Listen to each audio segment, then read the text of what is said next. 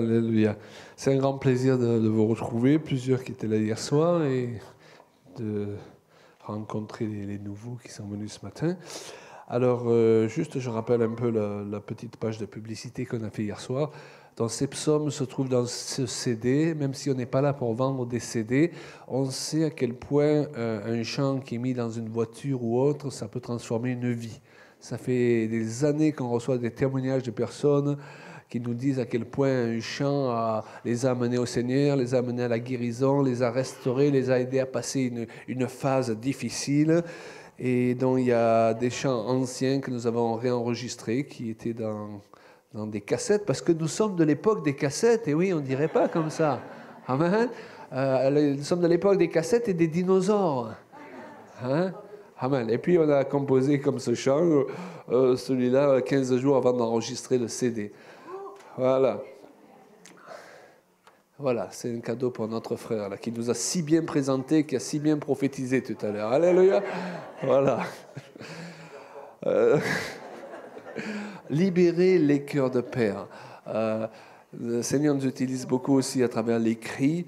Et nous avons sorti cette brochure qui parle de l'importance que le cœur des pères revienne vers leurs enfants et le cœur des enfants vers leurs pères. Finalement, c'est un message pour la famille, mais ça concerne aussi les pères et les mères spirituels. Alléluia. C'est un temps où nous allons voir revenir vers nous des personnes parfois qui nous ont lâchés, qui ont mal parlé sur nous et qui se sont rendus compte au bout d'un moment que finalement nous étions une valeur sûre. Amen. Et nous-mêmes, c'est un temps pour se pardonner les uns les autres et oublier les contentieux que nous avons eus avec les autres, parce que Dieu veut unir son peuple, amen, il veut unir une famille pour affronter Satan, non pas dans la division, mais dans l'unité. Alléluia. Il ne nous en reste pas beaucoup, on en a fait venir d'autres de métropole, parce qu'ils sont presque tous partis. Et je me permets de présenter aussi ce livre sur le couple qu'on a écrit tous les deux, parce que nous croyons qu'une église forte est composée de couples forts. Et que le diable le sait, c'est pour ça qu'il essaie de diviser les couples et les familles, et que parfois, pour qu'un couple y marche, eh bien, il suffit de comprendre certains principes, comme celui que nous avons développé hier soir, l'importance d'apprendre à être d'accord, de ne pas être d'accord avec l'autre, et ne pas toujours se sentir menacé dès que l'autre n'est pas d'accord avec nous. Vous savez que c'est sain dans un couple de ne pas toujours être d'accord. C'est sain dans une église de ne pas toujours être d'accord et de garder malgré tout le lien de paix. C'est un bon signe. Et les gens qui n'arrivent à être dans la paix que quand ils sont d'accord, il y a quelque chose qui ne va pas. Quand votre femme est toujours d'accord avec vous, ou votre mari est toujours d'accord avec vous, c'est qu'il y en a un des deux qui s'écrase tout le temps. Et ça, ce n'est pas la complémentarité. Est-ce que vous comprenez ? Un couple en bonne santé, c'est un couple où l'autre, il a le droit de penser par lui-même. Une église en bonne santé, c'est quand les gens, on les encourage, on les enseigne à penser par eux-mêmes et non pas obligatoirement à croire tout ce qu'ils reçoivent sans l'analyser. C'est ce que nous disions hier soir. Et donc ce matin, je compte sur vous pour analyser tout ce que je partage avec vous. Et si vous n'êtes pas d'accord avec quelque chose, je ne me sentirai pas rejeté. Amen. Le Seigneur vous montrera que vous avez tort, c'est tout. Donc, alléluia. Alors, on aime aussi utiliser les réseaux sociaux. Et donc, nous avons un compte Facebook qui s'appelle CJP Exhortation, où toutes les semaines, parfois tous les jours, parfois tous les 2 jours, ça dépend des périodes.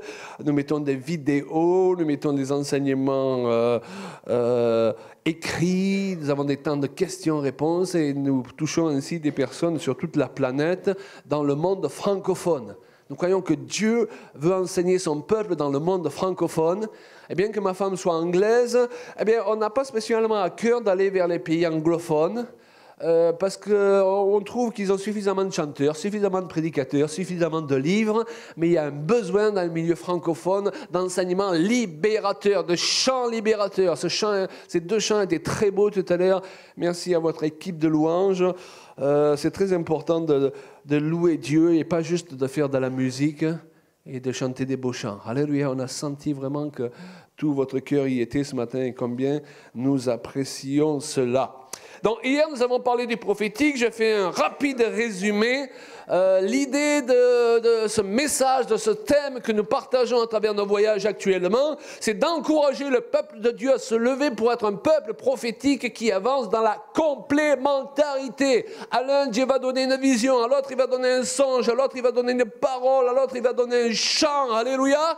Et tout ça, c'est un peuple qui se lève pour pourvoir aux différents besoins des personnes dans la souffrance, parce que, je vais y revenir, la Bible dit que celui qui prophétise exhorte, console. Alléluia. Il est là pour relever. Merci Seigneur. Donc nous sommes appelés à être un peuple prophétique et à sortir de cette notion, comme parfois certaines églises, que c'est toujours les mêmes qui apportent le conseil de Dieu, que c'est toujours les mêmes qui conseillent. Dieu veut qu'un peuple mature se lève. Amen. Et il ne veut pas que ces dons soient l'apanage d'une élite. Maintenant, comme nous l'avons dit aussi, ça ne servirait à rien d'encourager les gens à rentrer dans une dimension supérieure du prophétique sans leur dire de mettre leur vie en règle pour être utilisables par Dieu. Et à partir de l'instant où tu rentres dans une nouvelle dimension, les gens vont avoir les regards sur toi. Et ils ont envie de voir des modèles. Ils ne veulent pas des gens qui prêchent une chose et qui font le contraire à la maison. Ils ne veulent pas des gens qui leur donnent un conseil prophétique, comment gérer leur vie, alors qu'ils ne savent même pas gérer la leur. Amen. Et donc, il est temps de remettre les choses à leur place. Nous avons trop de, permettez-moi d'être aussi direct, de prédicateurs et d'enfants de Dieu qui veulent parler dans la vie des autres et ils ne sont pas un témoignage dans leur propre vie. Donc souvent, il faut revenir au point de départ. Alléluia.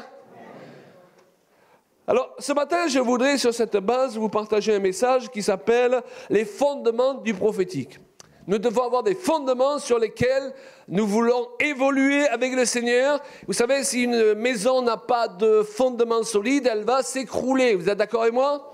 Elle peut avoir de très beaux murs, de très belles tapisseries, un très beau toit, mais si les fondements ne sont pas solides, à un moment donné, elle va s'écrouler. Et comme le disait Julia hier, nous voulons durer. Amen. Nous ne voulons pas être celui qui fait l'éclat de l'été. Vous connaissez le chanteur de l'été? Pendant tout l'été, on entend son chant, puis on n'entend plus parler de lui les 20 prochaines années. Et nous voulons durer. On ne veut pas des personnes qui ont des ministères de l'été, ou simplement qui durent comme un feu de paille. Nous voulons des gens qui sont persistants, consistants dans la durée. Alléluia. Et nous bénissons le Seigneur parce que nous connaissons le couple pastoral Sylvie et Prince depuis plusieurs années et nous voyons qu'ils sont là toujours dans la durée et que Dieu les fait prospérer. Amen. Donc nous sommes très fiers d'être avec vous. Nous les remercions de nous accueillir aujourd'hui. Et nous, ce qu'on aime voir, c'est l'œuvre de Dieu qui avance. Amen, quel que soit le nom de la dénomination ou le nom qui est sur la pancarte de notre église, quand on arrive là-haut, ce n'est pas tant les noms qui compteront, c'est les fruits que nous avons portés pour le Seigneur. Alléluia. C'est pour ça que ce ministère est un ministère pour le corps de Christ et nous aimons encourager, enseigner le peuple de Dieu et le mettre en garde aussi vis-à-vis des excès nombreux qui peuvent exister dans des domaines divers, et entre autres là, dans le prophétique. Alors le premier fondement, quitte à sonner un peu bateau, vous savez, c'est Jésus. Amen. Et nous devons comprendre ce que cela signifie. Jésus lui-même a dit, quand sera venu le Consolateur, que je vous enverrai de la part du Père, l'Esprit de vérité qui vient du Père, il rendra témoignage de moi. Amen. Donc Dieu veut nous faire grandir dans le prophétique, il veut que nous devenions prophétiques, pas pour rendre témoignage ce matin à Claude Payan, pas pour rendre témoignage à Pasteur Prince, même si Dieu veut appuyer notre témoignage. Alléluia. Mais on n'est pas là pour glorifier Claude Payan ou Pasteur Prince ce matin. On est là pour élever Jésus. Il faut que de ce qui vous est partagé ce matin, vous ressortiez en vous disant, nous avons élevé Jésus. Amen. Amen. Il a dit ailleurs, le Saint-Esprit, il me glorifiera. Et vous savez, on peut développer, si on ne veille pas, un prophétique, entre guillemets, qui glorifie l'homme, glorifie une vérité biblique, même au dépend de la vérité qui est Christ. Vous savez, comment nous pouvons en arriver parfois en tant que chrétiens à nous entretuer les uns les autres en maniant des doctrines? Parce que on manie la doctrine, mais on s'est éloigné de la source de la doctrine. Amen. C'est comme ces gens parfois qui vous prêchent la foi, et en prêchant la foi, ils vous donnent l'impression que si eux sont en bonne santé, c'est parce qu'ils ont la foi, et que vous, si vous êtes malade, c'est que vous manquez de foi. Moi, j'ai une belle voiture, j'ai la foi. Toi, tu as une casserole, tu manques de foi. Et ça ne donne pas envie d'écouter des enseignements sur la foi. Et parfois, on ne veut plus entendre ces enseignements. Non pas parce que la foi n'est pas un sujet important. Oh que oui, sans la foi, il est impossible d'être agréable à Dieu. Je veux comprendre ce qu'est la foi. Mais la foi fonctionne selon d'autres critères. La Bible nous dit dans les Galates que la foi est agissante par l'amour. Donc tu peux prêcher n'importe quelle doctrine, si tu ne le fais pas avec la motivation et avec le toucher, je dirais, de l'amour de Dieu, cette doctrine devient une lettre morte, aussi juste soit-elle au départ. Est-ce que vous me suivez? Et c'est ainsi qu'on peut partir sur des fondements qui étaient bons au départ, et ces fondements se transforment en cours de route parce qu'on n'y ajoute pas les ingrédients nécessaires, la nature de Dieu. Vous savez, si on n'est pas d'accord avec les frères et sœurs, ça ne nous empêche pas de les aimer. Amen. Mais quand on s'entretue parce qu'on n'est pas d'accord, on a certainement raté quelque chose de très important. Et aussi juste qu'on puisse être dans certaines doctrines, techniquement parlant, s'il manque l'esprit de la doctrine qui est Jésus, cette doctrine est devenue une idole. Mon Église peut devenir une idole. Ma doctrine peut devenir une idole qui supplante Jésus lui-même. Je peux même avoir une conception de l'Église qui fait que je suis obsédé par amener les gens à l'Église, à mon Église, à ma dénomination, et j'ai oublié de les mener à Jésus. Et on se retrouve d'un coup avec des gens qui viennent tous les dimanches à l'Église et qui ne sont jamais nés de nouveau dans certains milieux. Est-ce que vous me suivez? Parce que la doctrine de l'Église, elle a pris le pas sur Jésus lui-même. Et donc nous devons nous assurer que Jésus, il est le but, il est le fondement de tout ce que nous faisons, et c'est lui qui est glorifié et qui garde la première place dans tout ce que nous faisons. Alléluia! Et c'est Jean qui a dit, Jean-Baptiste, il faut qu'il croisse et que je diminue. Selon les endroits, Jésus diminue et les ministères et les dénominations croissent. Et attention aussi aux prophéties qui élèvent... qui nous élèvent trop. Vous savez, ces prophéties qui viennent vous dire à quel point vous avez un grand appel, un grand ministère. Dieu va faire des choses extraordinaires à travers toi. On aime bien que ce soit en public d'ailleurs. Hein? Amen. Alors je ne dis pas que Dieu ne parlera pas sur votre vie et sur votre appel, mais selon la manière avec laquelle c'est apporté, au fur et à mesure que tu prophétises, Jésus disparaît, tu sais. Toi, tu grandis et Jésus disparaît. Certaines personnes aiment bien qu'on leur dise « tu as un appel particulier », mais ils aiment bien dans le sens que particulier signifie supérieur aux autres. Oh, mais moi, j'aime bien dire à ces personnes « c'est vrai, tu as un appel particulier, mais tous les gens ici ce matin ont un appel particulier ». Il n'y a pas un seul enfant de Dieu à qui Dieu n'a pas donné un appel particulier et un appel glorieux. Dieu, quand il a fait, il t'a prévu dans son plan, il n'a pas dit, bon, ben, celui-là, je vais lui donner un super appel, ça va briller de tous les côtés, et puis celui-là, je vais lui donner les cacahuètes s'il en reste. Après, c'est une question de place. Il y a des gens qui sont appelés sur l'estrade, à tenir des micros, à chanter, mais ça ne les rend pas plus importants que ceux qui sont dans l'ombre. Est-ce que vous comprenez? Et Dieu ne va pas nous juger en fonction du nombre de spots qui sont concentrés sur nous. Il va surtout te juger par rapport au nombre de spots du ciel qui sont concentrés sur toi. Et tu peux être dans l'ombre et avoir les spots du ciel à fond sur toi. Et tu peux être dans la lumière et tu sais, du ciel, on ne te voit même pas. Parce que Dieu ne nous juge pas par rapport à nos titres, il ne nous juge pas par rapport à notre position, et il nous juge par rapport à la fidélité que nous manifestons dans ce qu'il nous a confié. Amen. Et si Dieu t'a confié pendant un temps Si Dieu t'a confié pendant un temps de nettoyer la carpette de l'église, sois le meilleur nettoyeur de carpette. Pour la gloire de Dieu. Parce que Dieu ne va pas te juger par rapport à un super message. Il ne va pas te juger par rapport à quelqu'un qui a écrit un livre en te disant « Toi, tu n'as pas écrit de livre, hein ?» Si tu n'as pas appelé à le faire. Mais il va te juger par rapport au nombre de poussières qui restent sur la carpette. Amen. Pourquoi la Bible dit « Ce que vous faites, faites-le pour la gloire de Dieu. » Dieu donne différents appels et ces appels sont appelés à être complémentaires. Bon, si on avait tous des appels pour être sur l'estrade, il n'y aurait personne dans la salle ce matin-là. Vous imaginez, on serait tous sur l'estrade, là. Il y a un temps pour tout. Amen. Et un appel pour tout. Alors, beaucoup de gens, ils passent leur temps à se prophétiser les uns sur les autres, à quel point ils sont extraordinaires. Nous sommes là pour glorifier Jésus. Jésus est extraordinaire. Alléluia, dis-le à ton voisin, je suis venu pour glorifier Jésus ce matin. Alléluia. Donc voilà comment analyser. La Bible dit analyser les prophéties. Hein? L'apôtre Paul dit analyser toutes choses. On l'a vu hier soir. Voilà quelques questions qu'il faut se poser parfois lorsque les gens nous disent j'ai une parole de Dieu. Alléluia. Est-ce que ça conduit vers Jésus? Est-ce que ça encourage à se rapprocher de lui? Est-ce que ça le glorifie? Est-ce que ça le fait croire et moi diminuer? Ou est-ce que ça me fait croire et lui croître et lui diminuer? Voilà les questions qu'il faut se poser pour analyser le prophétique. Alléluia. Deuxième fondement du prophétique, c'est apprendre de mieux en mieux à connaître le Seigneur. Pourquoi? Parce que le prophétique, et on a vu hier soir, ça peut être des paroles, ça peut être des actes aussi, ça peut être des chants.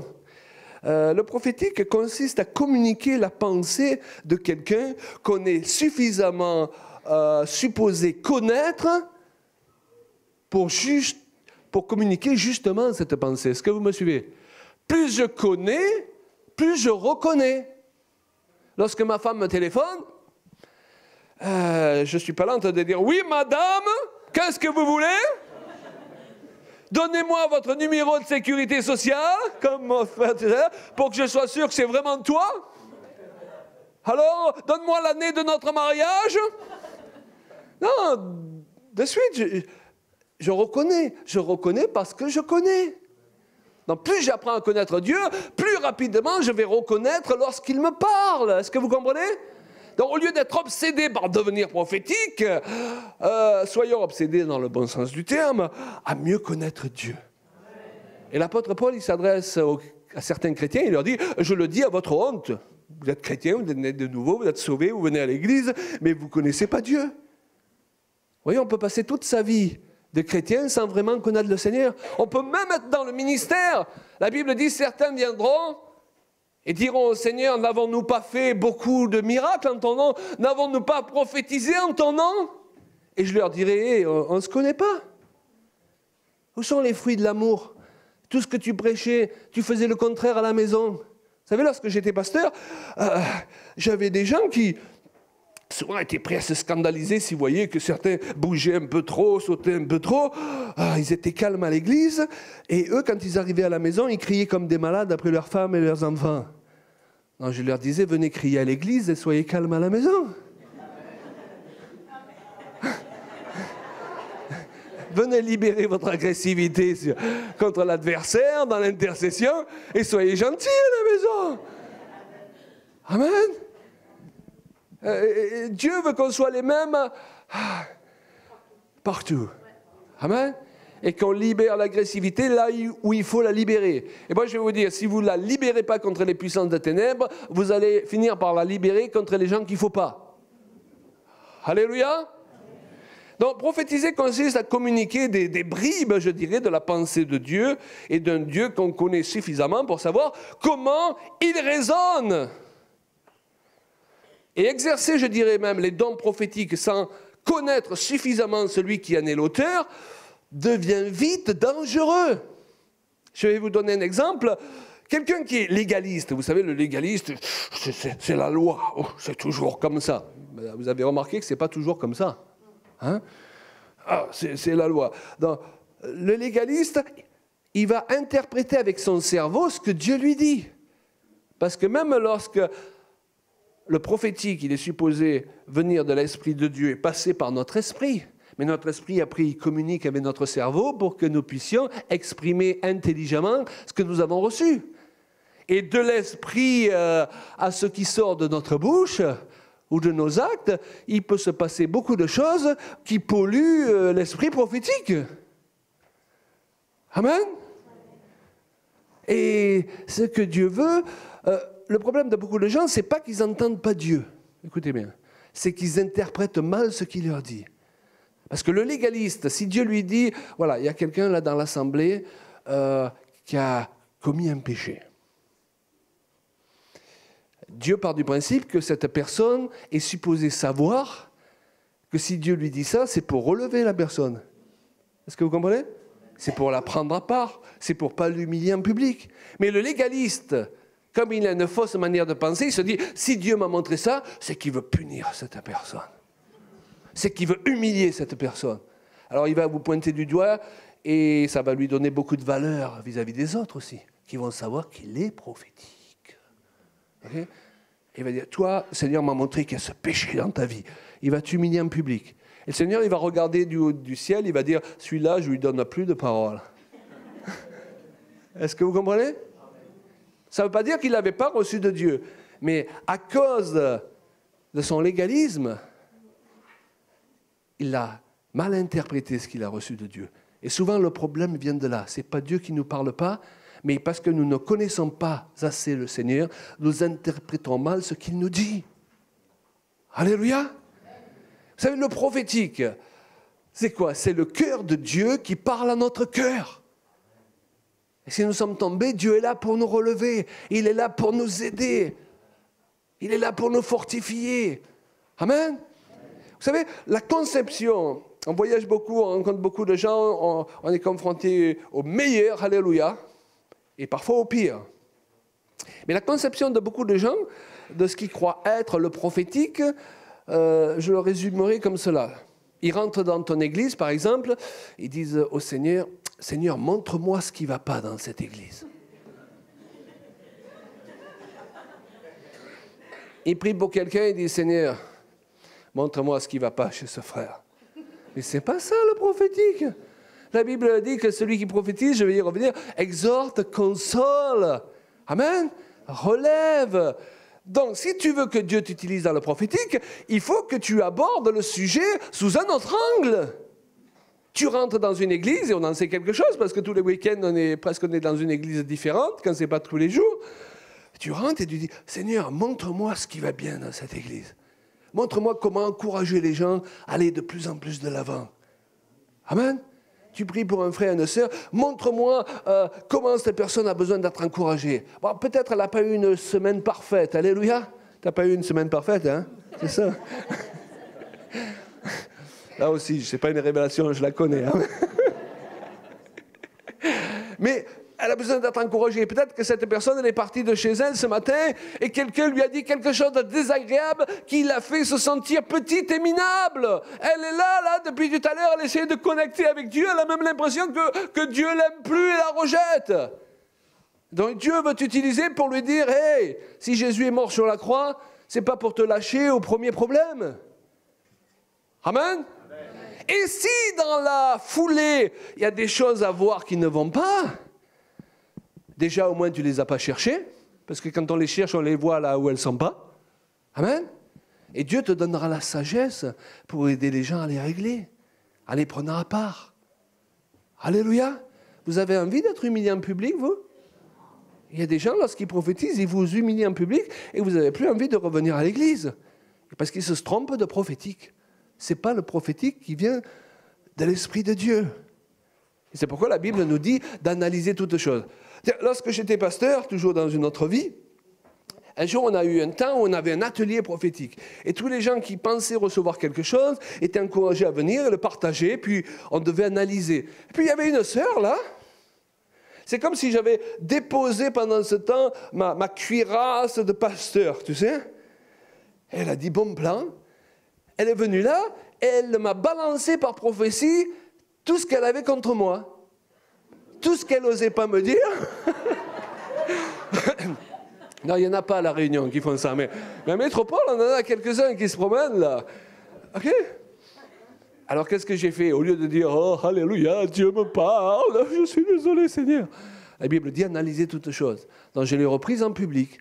Comme elle l'a fait en public, je l'ai reprise en public pour lui dire « Non, ce que tu dis ne correspond absolument pas à ce que je vis en ce moment, c'est même tout le contraire. » Amen. Et si tu avais quelque chose à me dire, il y a le bureau pastoral, là, tu es bienvenu n'importe quand, et c'est ton droit de me dire tout ce que tu n'aimes pas chez moi.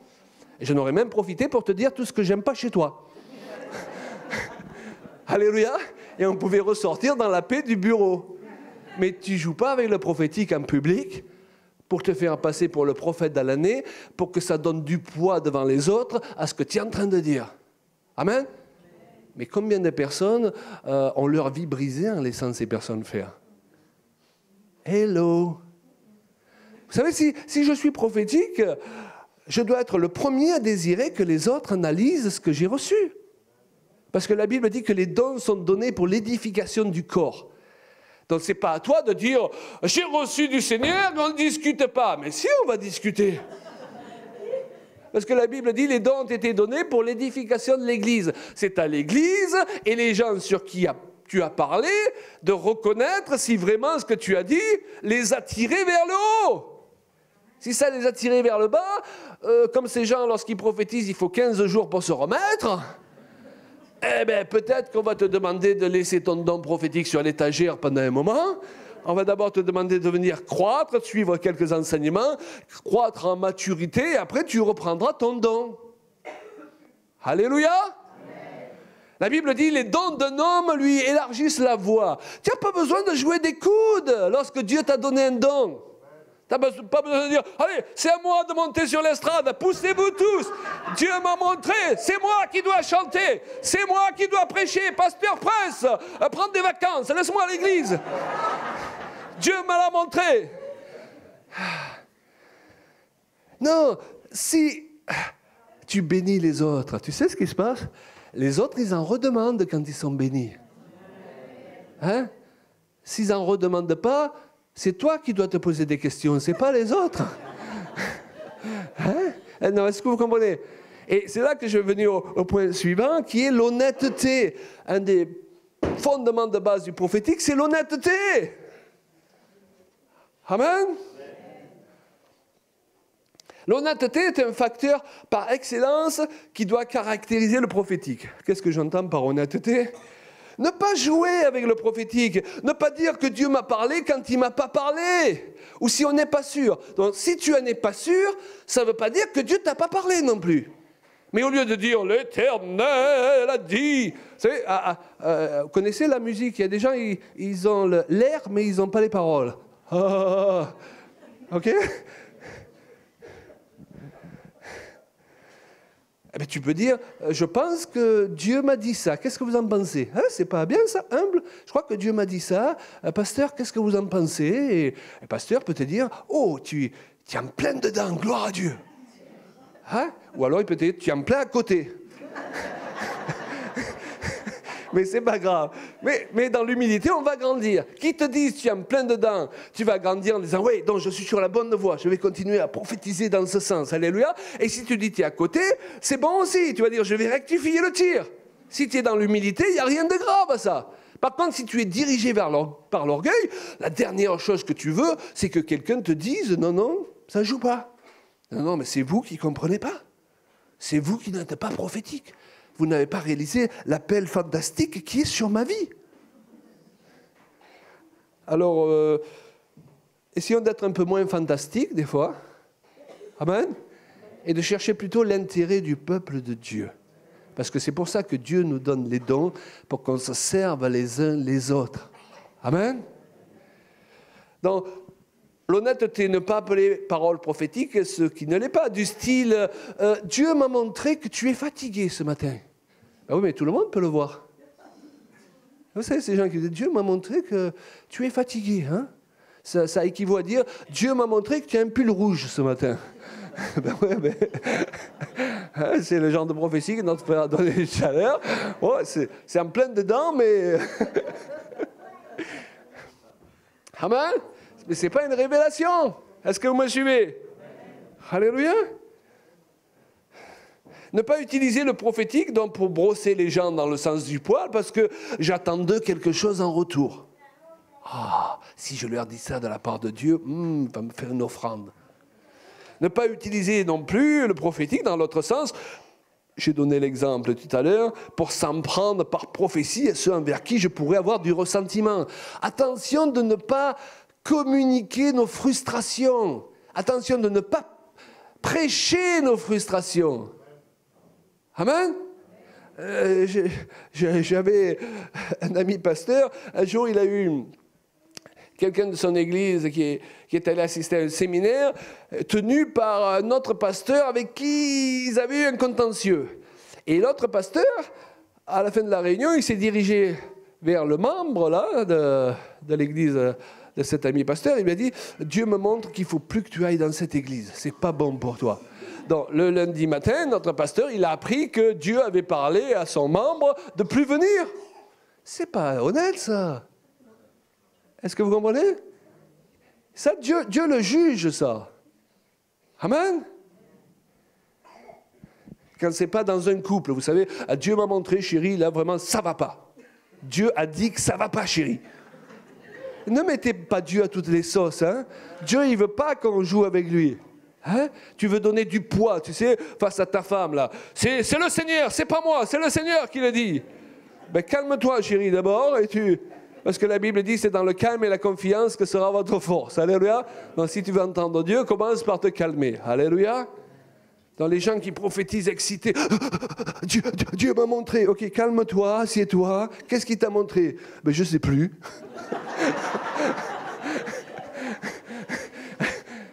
Parce que tout était dans... J'ai rien contre la gestuelle, moi j'aime bien bouger, ok, amen, alléluia. Mais il faut que ce qui est derrière, ça suive, ce soit en rapport. Quand il y a une gestuelle impressionnante et derrière, on cherche la pépite, qu'est-ce qu'il a dit? Ça fait 2 heures qu'il parle, mais qu'est-ce qu'il a dit? Il a prophétisé au nom du Seigneur, j'ai rien compris. Je me rappelle être dans une réunion, le gars disait « Le Seigneur me montre, il y a un tuyau là qui part à droite. De ce tuyau, il y en a un autre qui part vers le haut. Et de celui qui part vers le haut, il y en a un autre qui part à gauche. Et là, il y en a un autre qui part... » Et au bout du 3e tuyau, tu ne savais plus où tu en étais.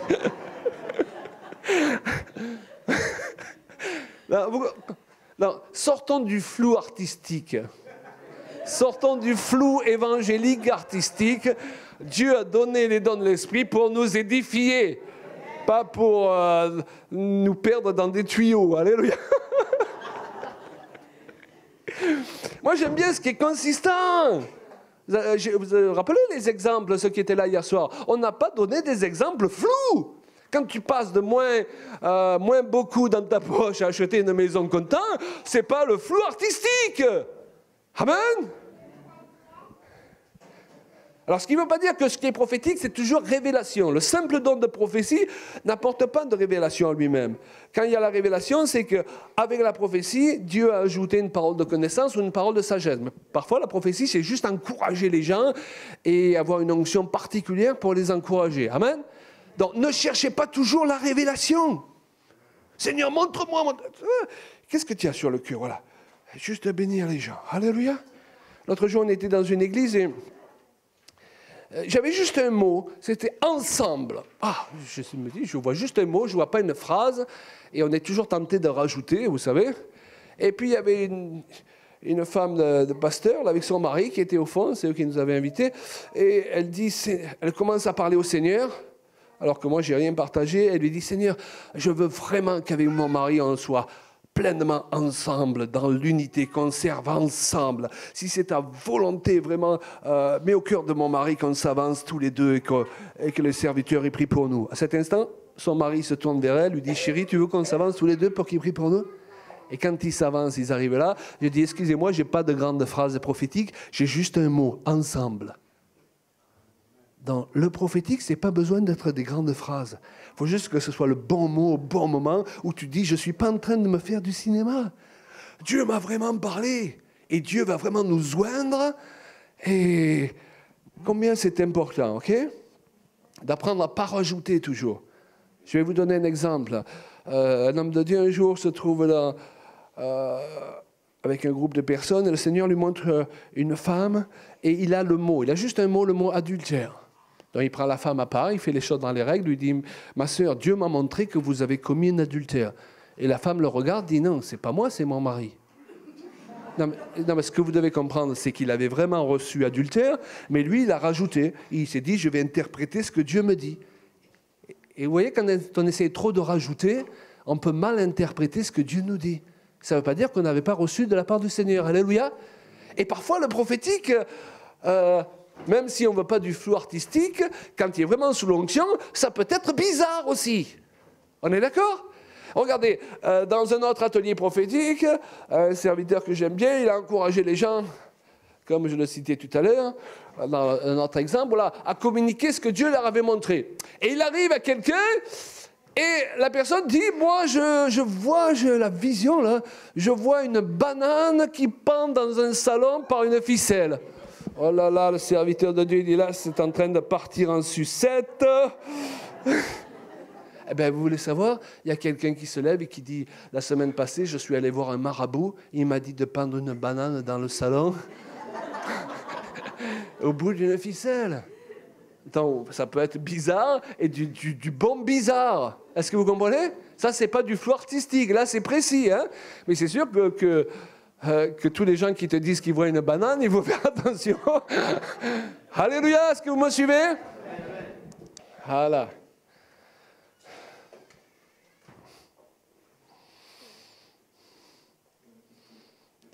Et le quatrième et dernier point que je veux partager avec vous, c'est vous rappeler ce que la Bible dit, que j'ai déjà cité plusieurs fois, et garder toujours ça comme fondement. La recherche prioritaire d'édifier, d'exhorter et de consoler. Est-ce que je veux rentrer dans une nouvelle dimension pour édifier, exhorter ou consoler ? Ou est-ce que je veux juste m'amuser avec des choses de Dieu, voire me mettre, moi, en valeur avec les choses de Dieu? Alors, vous allez me dire, Claude Paillard, mais ça veut dire qu'on ne doit pas regarder ce qui est mauvais? Il y a quand même du mal autour de nous. Est-ce qu'on doit se voiler les yeux? Non, c'est pas ça. Simplement, au lieu de se concentrer sur le négatif, le prophétique veut nous faire concentrer sur le positif. Le diable, lui, veut qu'on glorifie ses œuvres. Le diable a fait ça. Le diable a encore fait ça. Quelqu'un me disait, le diable a encore caché mon torchon. Je ne le trouve plus depuis ce matin. Il y a des gens, ils mettent le diable à toutes les sauces. C'est bizarre, tous ces chrétiens qui voient et qui entendent le diable tous les jours et qui ne voient pas Dieu. Vous êtes d'accord avec moi? C'est quand même bizarre. Donc, il faudrait attaquer le problème par un autre angle. Au lieu de chercher le diable dans la journée, cherche Dieu. Amen. Moi, j'ai un petit carnet, là, toute la journée, je me balade avec parce que je sais que je suis un auditeur oublieux et je marque des choses. Et le soir, avec mon épouse, souvent, alors on se dit, où tu as vu Dieu, chérie, aujourd'hui? Et toi, où tu l'as vu? Et puis on partage dans quoi on a vu Dieu parce que c'est facile de passer à côté de ce que Dieu nous dit, ce que Dieu fait dans la journée. Alors, je tiens à bien préciser que ça ne veut pas dire qu'il ne faut pas voir ce qui est négatif. Simplement, le prophétique, lorsqu'il vient de Dieu, veut concentrer notre attention sur la glorification du Seigneur et de ses œuvres, et non pas glorifier le diable. Lorsque les gens parlent sans arrêt du diable, c'est inquiétant. Quand ils parlent même sans arrêt du péché, le péché, vous êtes pécheurs. Non, il a dit, notre frère tout à l'heure, nous sommes saints, sanctifiés par l'offrande du corps de Christ. Ce n'est pas un rassemblement de pécheurs ce matin, c'est un rassemblement de saints. Alléluia. Pas à cause de nos œuvres parfaites, mais à cause du sang précieux de Jésus qui nous purifie. Donc, si ce matin on se concentre sur nos erreurs de chaque jour, on va tous ressortir dépressifs. Mais si on se concentre sur la sainteté qui est le cadeau de Dieu pour chacun de nous, notre âme est élevée ce matin. Alléluia. Et le prophète Ézéchiel, à son époque, il voit des choses. Il voit dans le monde spirituel. En tant que prophète, c'est tout à fait normal. Et il regarde la terre, il voit que la terre est remplie de ténèbres. Donc Dieu ne nie pas que la terre est remplie de ténèbres. Et je voudrais vous dire que la terre autour de nous se remplit de ténèbres et va continuer à se remplir de ténèbres. Et ce n'est pas une confession négative, c'est la réalité. Alléluia. Le prophétique, ce n'est pas nier la réalité. Mais à un moment donné, il entend les êtres célestes devant le trône de Dieu, il les entend proclamer certaines choses. Et est-ce que les êtres célestes sont en train, à la vue des ténèbres qui sont sur terre, de dire « Aïe, aïe, aïe ! Ouïe, ouïe, ouïe! Oh Seigneur, comment on va faire? Éternel, c'est tout noir en bas. On a peur. » Non, ils chantent « La terre est remplie de sa gloire. La terre est remplie de sa gloire. La terre est remplie de sa gloire. » Le diable, il n'aime pas ça. Il a mis tous ces ténèbres pour que tu ne vois plus Dieu. Mais toi, quand tu prophétiques, tu vois Dieu même à travers n'importe quelle ténèbre. Alléluia. Allez vous promener dans la nature. Regardez le beau pays que vous avez, la belle île que vous avez. La terre est remplie de sa gloire. Alléluia. Lorsqu'un petit enfant est né, c'est pas beau un petit enfant? La terre est remplie de sa gloire. Alléluia. Alléluia. Donc concentrez-vous sur les bonnes choses. Rendez grâce à Dieu pour les bonnes choses. Faites une liste de tout ce que Dieu a fait dans votre vie de positif, parce que le diable veut concentrer votre attention sur ce que Dieu n'a pas encore fait, sur ce qui n'a pas encore été exaucé, au point que tu en oublies tout ce que Dieu a fait. Mais le prophétique, c'est entrer dans une dimension où je glorifie Dieu. Et d'ailleurs, plus je glorifie Dieu, plus je libère un principe biblique et puissant de la parole. Amen. Plus je confesse quelque chose, plus ce quelque chose vient sur moi. Vous avez remarqué, les gens qui parlent que de démons et qui sont obsédés par les démons, c'est souvent eux qui ont besoin de délivrance. Et je ne dis pas qu'il n'y a pas un temps pour le faire, et pour le dire, et pour l'enseigner. Alléluia. Mais quand on est obsédé par ça, il y a des gens, tu ne peux pas t'asseoir avec eux, avoir un repas normal sans qu'ils te cherchent un démon. Tu vois? Tu es là, tu dis, on peut manger tranquille quand même? Est-ce que vous comprenez ce que je veux dire? Parce que leur mental est programmé comme ça. Mais moi, je cherche Dieu. Ce matin, je cherche Dieu dans votre regard. Je cherche Dieu dans cette église. Alléluia. Et je veux glorifier Dieu. Et je veux que le diable, il diminue. La terre est remplie de sa gloire. Et je termine avec ce dernier point. Lorsque Ézéchiel, il est placé devant la vallée des ossements, on pourrait dire en d'autres termes un cimetière. C'est pas humainement très encourageant. Et Dieu lui demande, dis Ézéchiel, est-ce que ces eaux pourront revivre? Ézéchiel, il n'ose pas se mouiller. C'est toi qui sais, Seigneur. Hein? Ouais. Vous connaissez ces situations où on ne veut pas se mouiller. Mais Dieu, il veut qu'on se mouille. Et donc il dit à Ézéchiel, en d'autres termes, je paraphrase, tu vas aligner ta manière de penser avec ma manière de penser. Tu vas aligner ta manière de parler avec ma manière de parler. Alléluia. Toi, tu vois les choses d'où tu te trouves. Mais nous qui sommes nés en Jésus-Christ, la Bible dit que nous sommes aussi assis dans les lieux célestes en Jésus-Christ. Amen. Donc, être prophétique, c'est arriver à se placer régulièrement dans cette position où, au lieu de voir les choses toujours d'en dessous, on les voit d'en dessus. Comme Ésaïe. Alléluia. Vous voulez voir les choses d'en dessus? Et lorsqu'Ézéchiel commence à parler selon la pensée de Dieu, et le prophétique, ce n'est pas communiquer notre pensée, c'est communiquer la pensée de Dieu, alors ces eaux se transforment et ça devient une grande armée. Parce que Dieu, il voyait déjà à l'avance une grande armée. Hein, tous les gens qui voient toujours ce qui ne va pas dans l'église, il y a ça qui ne va pas dans l'église, il y a ça qui ne va pas. Mais tu crois qu'on avait besoin de ta révélation pour le voir? Hein? Par contre, est-ce que tu es capable de voir ce qui va et d'encourager ce qui va? Amen.